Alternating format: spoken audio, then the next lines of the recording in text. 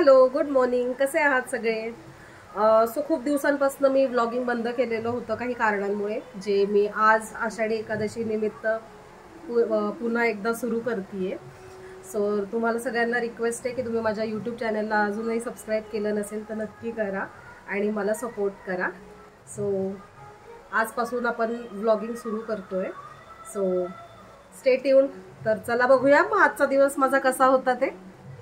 So मी आता देवपूजा करून घेतलेली आहे, दिवा अगरबत्ती लावलेला आहे आणि आज आहे आषाढी एकादशी. सो सगळ्यात पहिले तुम्हाला आषाढी एकादशीच्या हार्दिक हार्दिक शुभेच्छा. दर आषाढी एकादशीला ॲक्च्युली मी उपवास करत असते, पण गेल्या काही दिवसांपासून माझी आणि रुजाईची पण तब्येत ठीक नाही आहे जरा. सो गोळ्या औषधं चालू असल्यामुळे मी आज उपवास काही केलेला नाही आहे. सो चला मग आता ब्रेकफास्ट बनवूया.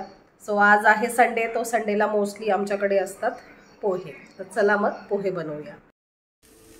सो बघू शकता एकीकडे मस्तपैकी पोहे रेडी केले आहेत मी आणि एकीकडे मस्त चहा ठेवला आहे. चहा आणि पोहे एकदम परफेक्ट कॉम्बिनेशन आहे, हो ना? चला सगळ्यात पहिले रुजयला पोहे देऊया, त्याला जायचंय खेळायला. Here you go Rujay. So इथे रुजयचा आणि माझा ब्रेकफास्ट झालाय आणि रुजय लगेच गेलाय खाली त्याच्या फ्रेंड्स सोबत खाली खेळायला. इथे बघू शकताय का आता मी घर पण आवरून घेतलेलं आहे. सो घर पण एकदम छान असं क्लीन दिसतंय आणि बाहेर बघू शकताय तुम्ही पाऊस चालू आहे. तुमच्या इथे पण पाऊस चालू आहे का? कमेंट करून सांगा तुम्ही मला नक्की. आणि मग नंतर आम्ही गेलो विठ्ठल रखुमाई मंदिरात. सो आमच्या घराच्या जवळच असं सुंदर असं एक विठ्ठल रखुमाई मंदिर आहे. सो आम्ही तिथे गेलो. पाऊस तर चालूच होता आणि तरीही गर्दी बघा किती आहे.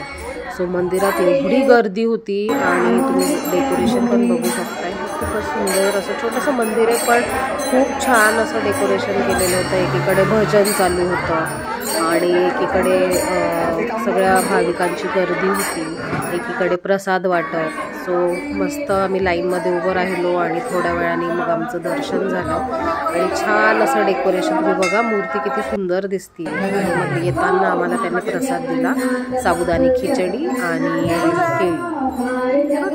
आणि मग आम्ही संध्याकाळी असंच फेरफटका मारायला निघालो. तर मग रुजयला लागली भूक आणि मग आम्ही आमच्या इथे जवळच घराच्या जवळ फूड फॅक्टरी आहे. सो तिथे गेलो आणि मस्त गरमागरम थालीपीठ खाल्लं.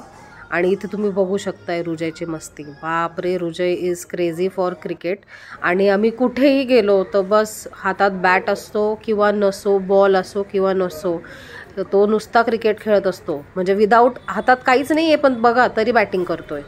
So he is like crazy for cricket. तुमच्या पण मुलांचं असं आहे का? एक तर एकाच खेळाच्या मागे लागला आहे हा.